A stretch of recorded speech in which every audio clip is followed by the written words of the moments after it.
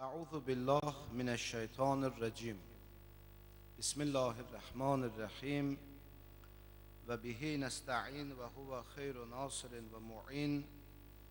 ثم الصلاة والسلام على أشرف الأنبياء والمرسلين حبيب إله العالمين سيدنا ونبينا وحبيب قلوبنا وشفيع ذنوبنا أبي القاسم محمد ابن عبد الله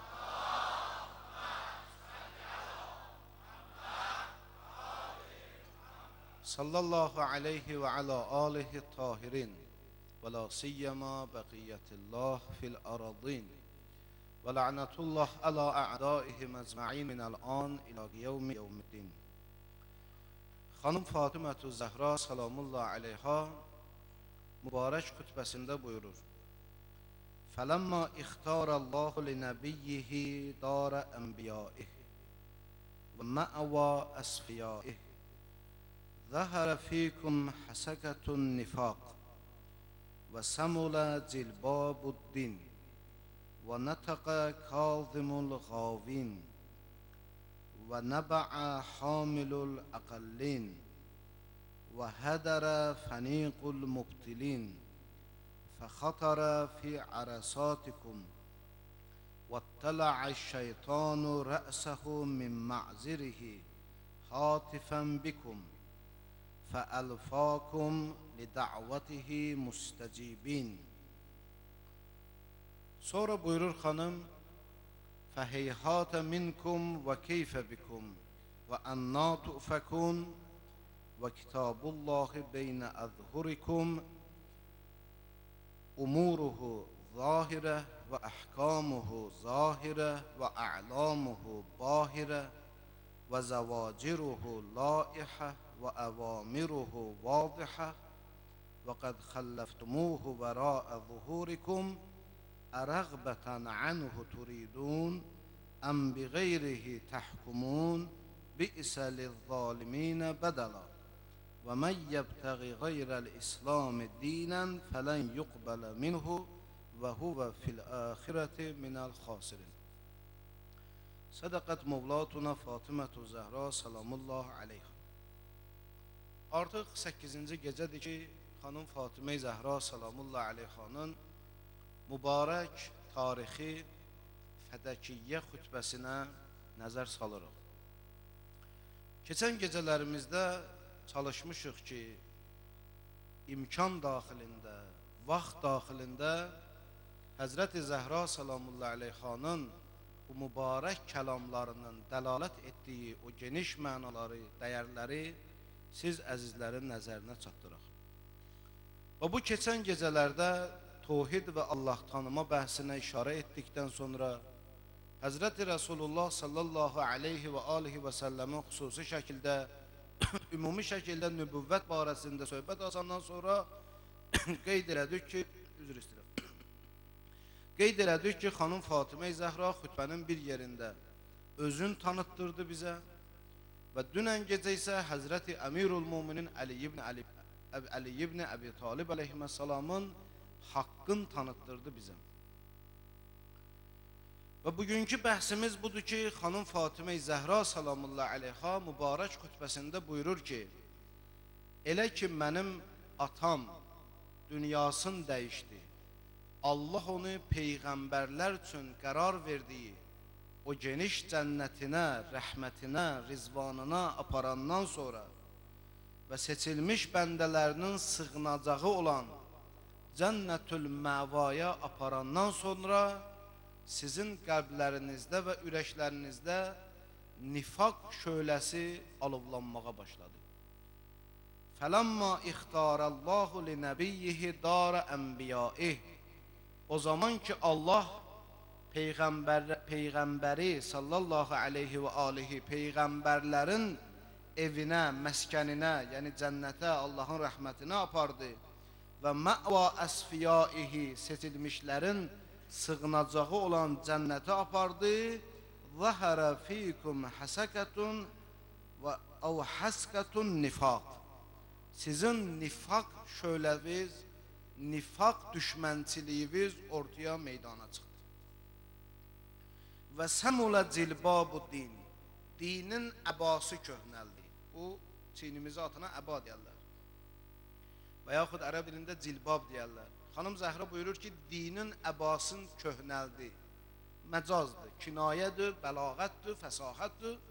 Xanım Fatimə-tü Zəhra salamullah aleyha demək istəyir ki, siz dinin hökmlərin öz keçmişdə saxladınız. Dinin hökmlərin Peyğəmbər zamanında saxladınız. Sanki Həzrəti Rəsulullahın dünyadan köçməsi ilə siz də dinin hökmlərin aradan apardınız. Köhnəldi dinin əbası.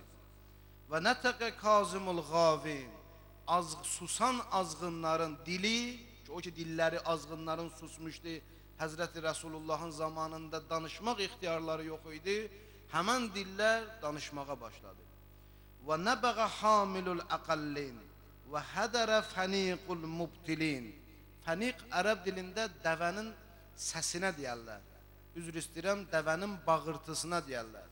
Xanım Zəhra bənzədir bəzi mubtilin, yəni o batil olanları, nifaq əhli olanları, həqiqətən Həzrəti Rasulullah sallallahu aleyhi və aleyhə iman gətirməyənləri bənzədir ki, siz Həzrəti Rasulullahın zamanında, salavatullah aleyhi və aleyhin zamanında susmuşdunuz, amma dəvənin bağırtısı kimi bağırmağa başladınız.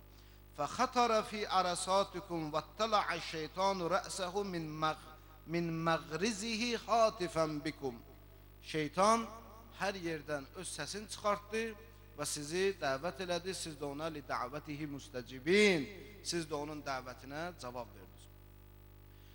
Xanım Fatimə Zəhra salamullah aleyha bu cümlələrdə tək-tək keçən gecələrdə dediyimiz kimi əgər dursuy şərh eləsuy, ona nə vaxt çatar, nə imkan çatar, nə zaman yetişər. Ona görə ümumi şəkildə xanım Fatimə Zəhranın bu hissədə dediklərindən məqsəd, murad budur ki, xanım Fatimə Zəhra salamullah aleyha ümmətin, müsəlmanların Həzrəti Rəsulullahla münasibətin göstərir.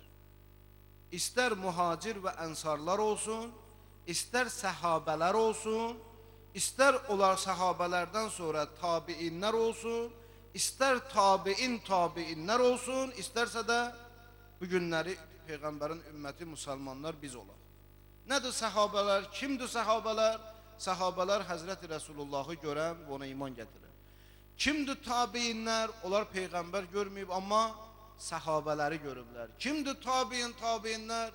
Onlar səhabə də görməyib, amma tabiin görüblər.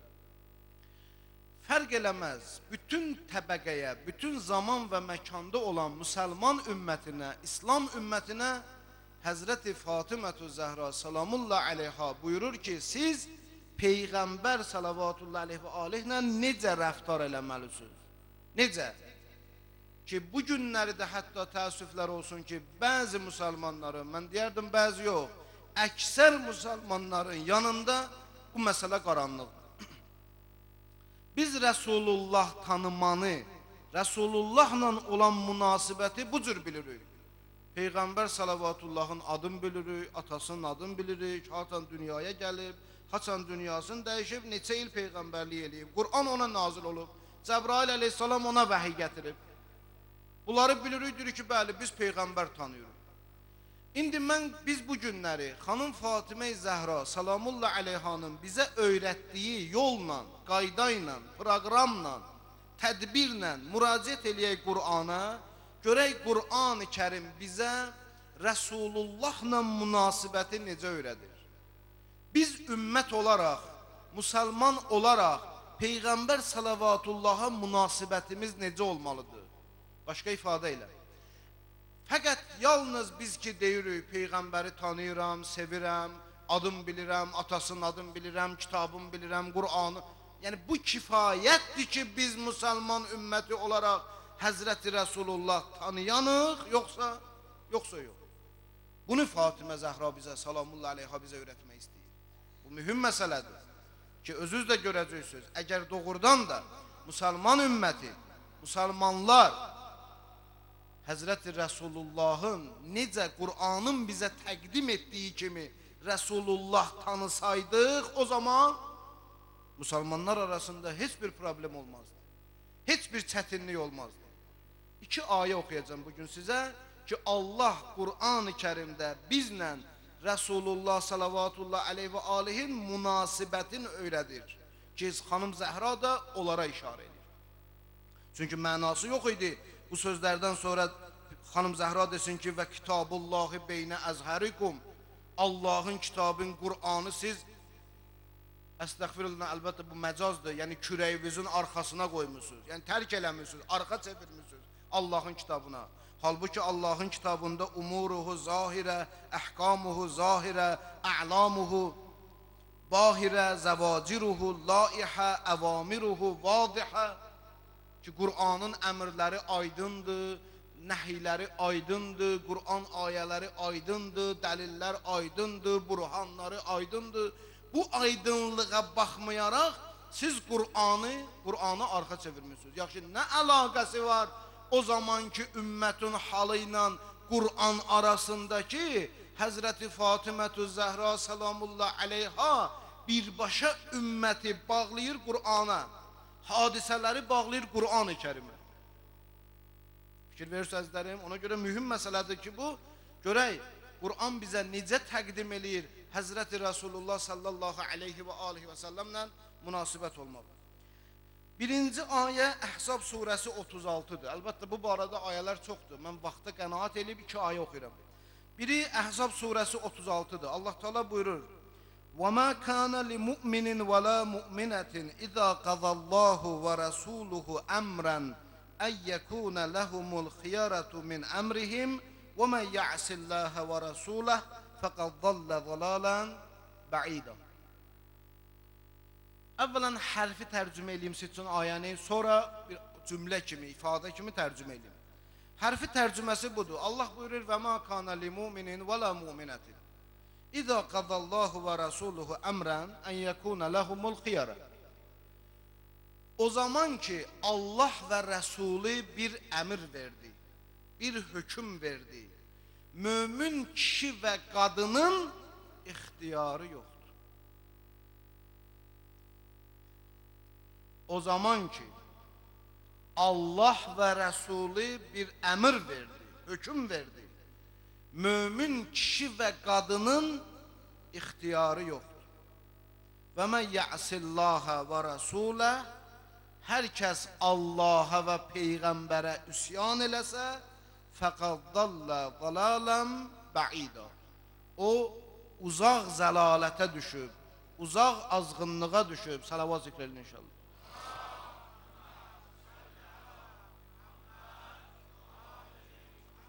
Bu ayədə Allah Teala açıq-aşkar bildirir ki, Allah və Rəsulü hər hansı bir əmr versə, hökm versə, o zaman mömin kişi olsun, yoxsa qadın olsun, ixtiyarı qalmır. Heç bir ixtiyarı qalmır. Heç bir ixtiyarı qalmır. Yaxşı. Deməli, indi biri burada deyər ki, yaxşı, Allah bizdən ixtiyarı əlimizdən alır bu ayə ilə. Deyir, xeyr, Allah ixtiyarı əlimizdən almır. Allah Teala insanları seçimdə ixtiyar sahibi yaradır. İnsanlara necə olmaqda ixtiyar verir. Amma məsələ burasındadır ki, əgər mənim fikrim, mənim ağlımla gəldiyim nəticə, əgər Allahın və Rəsulunun əmri ilə müxalif olarsa, o zaman Allah və Rəsulunun sözü müqəddəmdir. İndi əziz müsəlmanlar, özümüz, hərəmiz özümüz üçün düşünək. Lazımdır başqasını imtihan eləyəsən. Lazımdır başqasını hesaba çəkəsən. Lazımdır başqasını sınağa çəkəsən.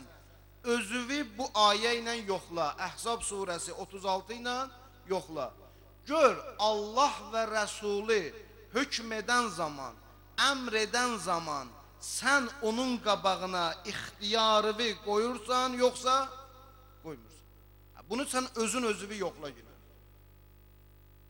Ona görə mən əvvəldə dedim ki, əgər Qur'ana müraciət eləsək, Həzrəti Zəhra salamullah aleyhanın Həzrəti Rəsulullahla ümmətin münasibəti necə olmalıdır, rəftarı necə olmalıdır, Həzrəti Rəsulullah tanıma, Peyğəmbər tanımaq həqiqi mənada nə deməkdir? sözümün əvvəlində dedim ki, əksər müsəlmanlar bu günləri bu peyğəmbər tanımadan uzaqdır.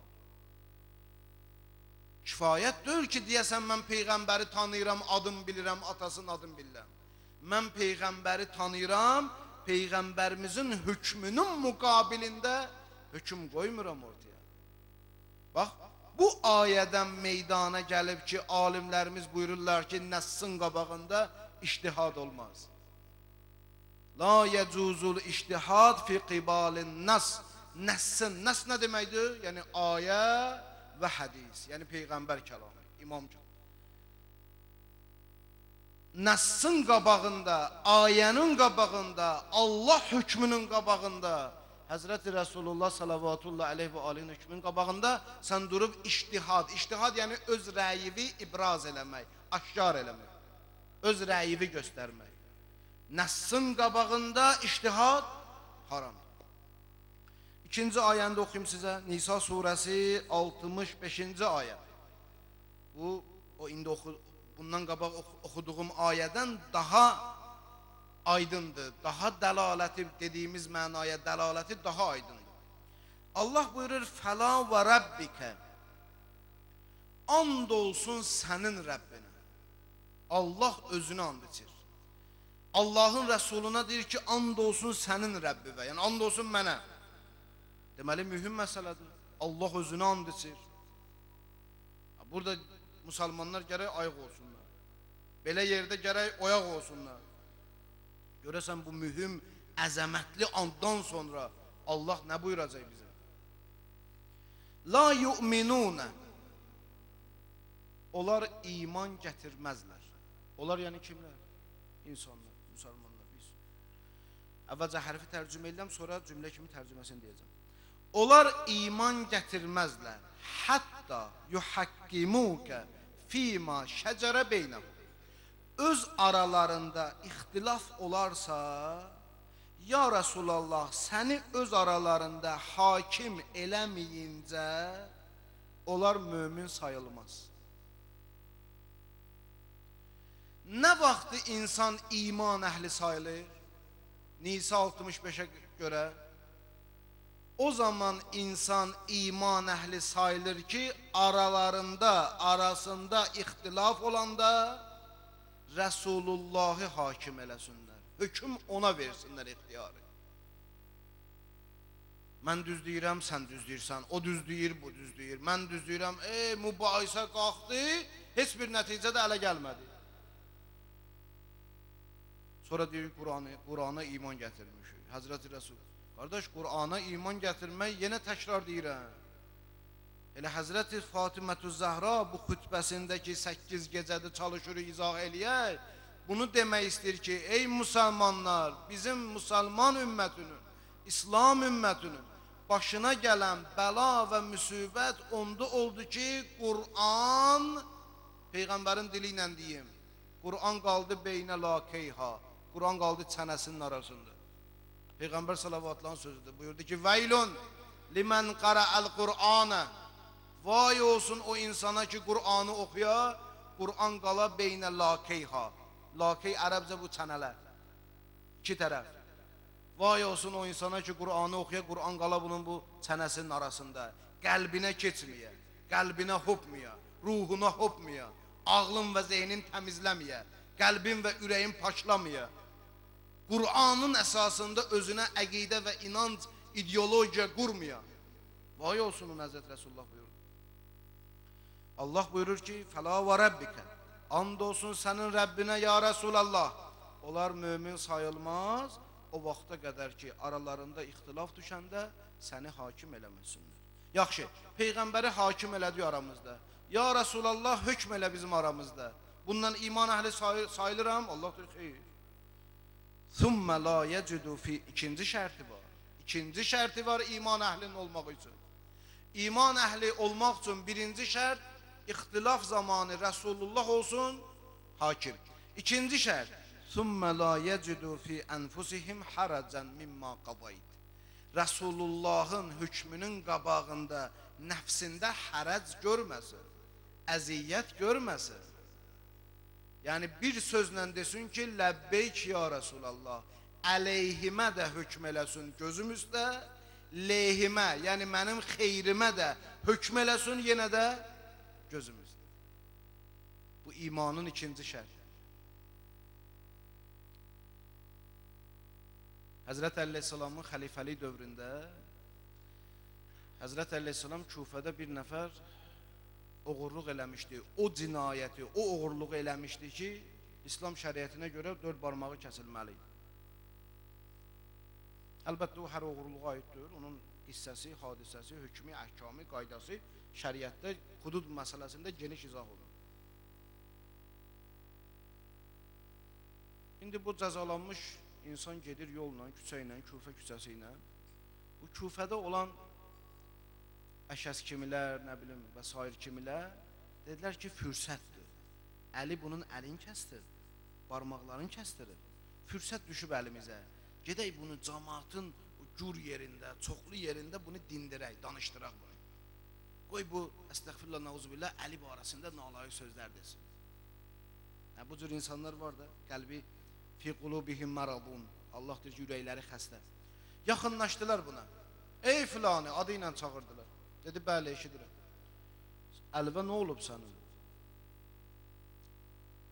Dedi, mənim əlimi möminlərin əmiri, muttaqilərin imamı, vəsilərin ağası, Peyğəmbərin dünya və axirət qardaşı, xanım Fatimə Zəhranın həyat yoldaşı, Həsənlə Hüseynin atası, cənnət çobanlarının ağasının atası, Həzrəti Əli ibn Əbi Talib əleyhissalam kəsdirir.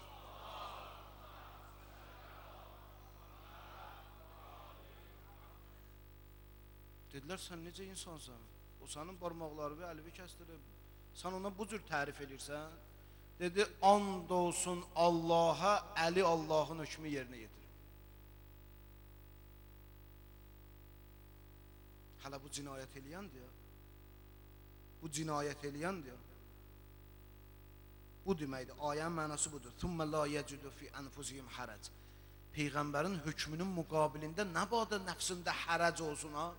Harac yəni məşəqqət, yəni əziyyət. Qəbul eləyə bilməyəsən, qovrulasan. Yox, o iman göstəricisidir.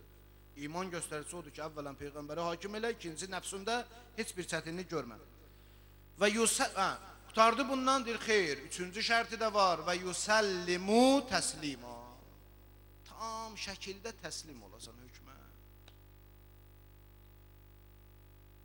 İndi neçə faiz müsəlmanlar, heç müsəlmanlar nə işimiz var? Özümüz, biz də olan biri.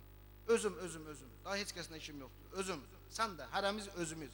Gedək bu günləri məclisdən sonra qalay 100 gün qabağında baxay özümüzə. Görək bu ayə bizə tətbiq olunur, yoxsa əgər tətbiq olunmursa çalışay tətbiq olunsun. Bu ayənin misdağı olay, misalı olay, xarici obrazı olay.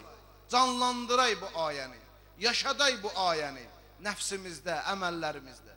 Yox əgər varsa səndə, əlhamdülillah, xoş halı var. Onda qoru saxla bu halı və daha bunu hər kəs özü bilir, özü üçün. Yenə deyirəm, icazə vermir bizə Allah bu dünyada biz birbirimizi hesaba çəkək, birbirimiz üçün məhkəmə quraq. Yaxşı.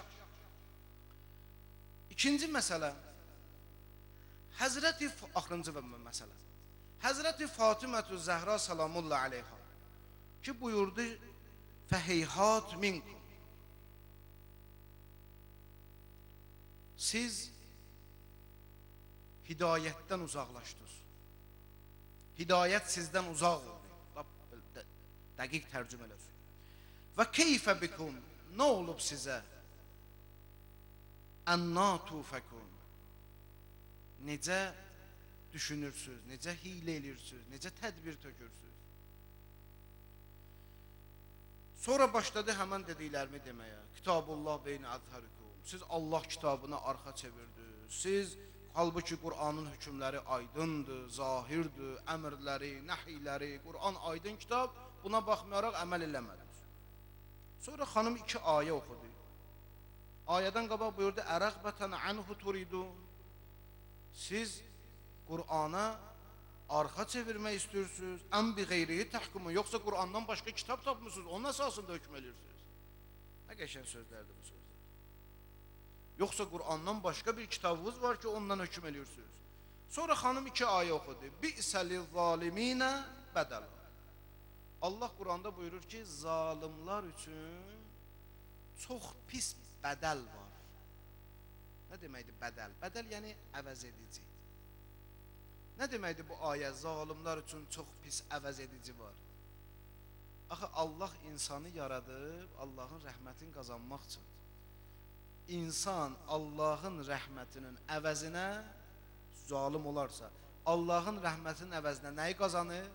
Cəhənnəmi. Ona görə Allah deyir ki, bi'səli zaliminə bədala. Zalimlar üçün nə çox pis bədəl, əvəz edici var. O öz ləyaqətin, o öz qiymətin, o öz dəyərin nə ilə əvəz elədi? Allahın qəzəbi ilə, cəhənnəmlə əvəz elədi. Bu çox pis əvəzdir. Çox pis əvəzdir bu. İkinci ayəni oxuduq. Və mən yəbtəqi qeyrəl-İslami dinə. Hər kəs İslamdan başqa bir dinlə istəsə, nəyəsə nail olmaq istəsə, fələn yuqbələ min. Ondan qəbul olunmaz. Və huvə fil axirəti minəl xasirin. O axirətdə zərər çəkənlərdən olacaq. Yaxşı. Xanım Fatimə-i Zəhra salamullah əleyhanın Peyğəmbər məscidində xütbəsinin hikməti nədir? Hədəfi nədir? Muradı nədir? Bu mühüm nöqtədir xanımın muradını başa düşmək üçün, sözlərin başa düşmək üçün. Çünki hər bir söz, kəlam məqsədinə xidmət edir, muradına xidmət edir. Sən əgər məqsədi və muradı bilməsin, o zaman kəlamı düzgün yoza bilməyəcəksən, düzgün təfsir eləyə bilməyəcəksən. Xanımın əsas məqsədi bu xütbəni oxumaqda, deməkdə, məsciddə ikidir. Biri öz şəxsi haqqı olan fədəki müdafiə eləmək, fədəki geri qaytarmaq, Peyğəmbərdən ona qalan, daha doğrusu Peyğəmbər salavatullah aleyh və alihin sağlığında Həzrəti Zəhraya hədiyyə verdiyi fədəki, qəsb olunmuş fədəki geri qaytarmaq, bu bir hədəf. İkinci hədəf Həzrəti Əli əleyhissalamın vilayət haqqını, imaməti müdafiə eləmək.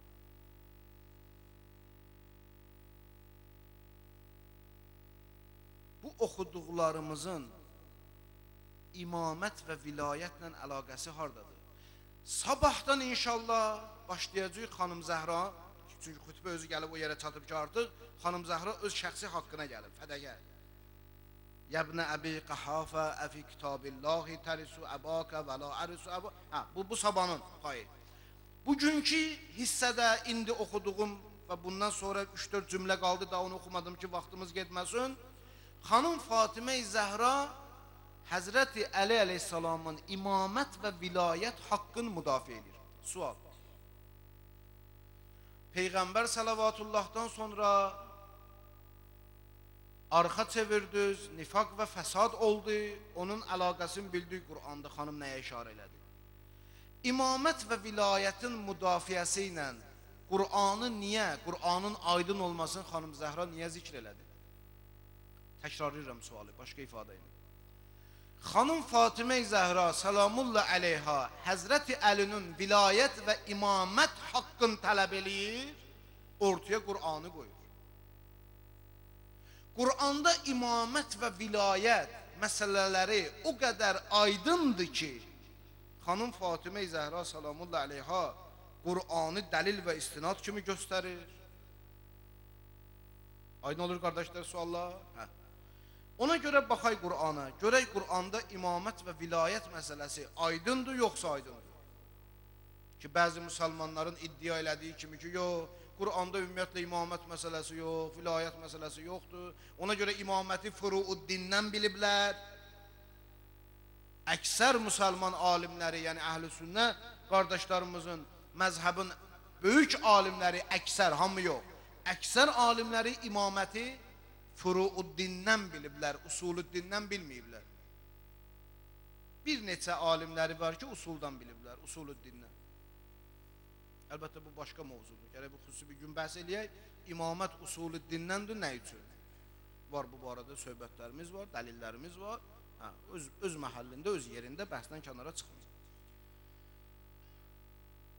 Allah Teala Qur'an-ı Kərimdə İsra surəsi 71-ci ayədə buyurur: "Yevmə ned'u kulle unasin bi imamihim." Biz qiyamət günü bütün insanları imamları ilə çağıracağıq.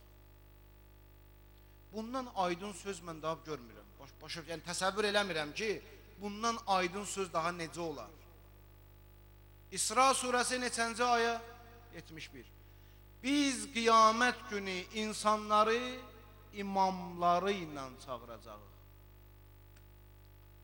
Deməli, qiyamət günü hər bir insanın şəxsiyyət vərəqəsi onun imamıdır. Bu da mənası. Yaxşı. Nədir burada imamın mənası? Təfsirçilər başlayıblar üz-gözlərin yonmağa. Biri deyib ki, burada imamdan məqsəd Peyğəmbərdir. Peyğəmbəri ilə çağırır. Allah deyər də Peyğəmbərlə. Əstəğfirullah, nazbilə deyə bilmirdi. Yəni sən buna şərh verirsən. İmam sözü ara Peyğəmbər. Allah deyərdi ki, yevmə nədu kullə unasin bi nəbiyyihim. Yox, burada imamdan məqsəd əməl kitabıdır, namə-i əmal. Əməl kitabı. O insanın qabağında gedəcək sanki imam kimi. İmam yəni rəhbər, öndə gedən deməkdir. Kitabımız da önümüzdə gedəcək. Nə lüzum var bu cür? Qur'anın zahirini tərk eləyib, batil təvilə getmək. Bu batil təvil, buna deyirlər. Batil təvil. Təvil həmişə doğrudur, həmişə haqq olmur. Nədir təvil, Qur'anın təvili, nə deməkdir? Bu da xüsusi bir gündə inşallah. Bunun da öz bəhsi var. Bəhsdən kənara çıxmayaq. Deməli, əzizlərim, aşkar şəkildə Qur'an bizə deyir ki, qiyamət günü insanları imamı ilə çağıracaq. İkinci ayə, Ra'd surəsi 7-ci ayə. İnnəmə əntə munzir və likulli qavmin had. Yalnız və yalnız sən çatdıransan, ya Resulallah. Sən inzar edənsən, ya Resulallah. İnzarı keçən gecə dedim. Burada qorxutmaq tərcümə olunur. Yalnız və yalnız sən qorxudansan. Amma bu qorxutmaq, dedik, Allahın qəzəb sifətin, Allahın əzabın yadımıza salıb qorxutmaq. Yalnız və yalnız sən munzirsən, inzar edənsən, ya Resulallah. Və likulli qavmin had. Amma hər qövmün hidayət edəni var. Nə deməkdir? Sən munzirsən, inzar edənsən, ya Resulallah. Elə biz də bu əksər tərcümə eləyənlərə qoşulaq, biz də elə belə deyək. Həqiqətən sən qorxudansan, ya Resulallah. Yəni Allahın əzabın və qəzəbin insanlara çatdıransan. Amma hər qövmün hidayət edicisi var. Heç sözdən, dildən başa düşməyən adam da başa düşür ki, burada munzirlə had ayrı-ayrı adamlardır. Sən inzar edənsən, sən qorxudansan, amma hər qövmün hidayətçisi, o hidayətçi bu munzirdir, ayrı bir insandır. Ayrı bir insandır. Çünki əgər eyni bir nəfər Peyğəmbərə aid olsaydı, Allah deyərdi ki, ya Resulallah, sən inzar edənsən və hidayət edənsən, necə ki, bəzi ayələrdir. İnna arsalnaka bəşirən və nəzirən və hadiyən və siracən munirə daiyən ilallah. Nə qədər ayələrimiz var Əhzabda və digər surələr. Sən inzar edənsən və hər qövmün hidayətçisi var. Deməli, hər zamanın imamı. Əlbəttə, bu bəs geniş bəsdir inşallah. İstəmirəm, həyifdir bunu yarımçıq eləmək. Allahın izni ilə gələn gecə, sabahki gecə bunu davam edərik, sonradan başlayarıq xanım Zəhranın fədək haqqını görək xütbədə necə müdafiə edib. Allahın və izzətinə, cəlalına Allah bizi xanım Fatimə Zəhranın məhəbbətindən, ziyarətindən, şəfaətindən əski binəsib eləməsin inşallah. İlahi, sənan verirəm izzəti və cəlalı var. Bu məclisləri bizdən qəbul elə.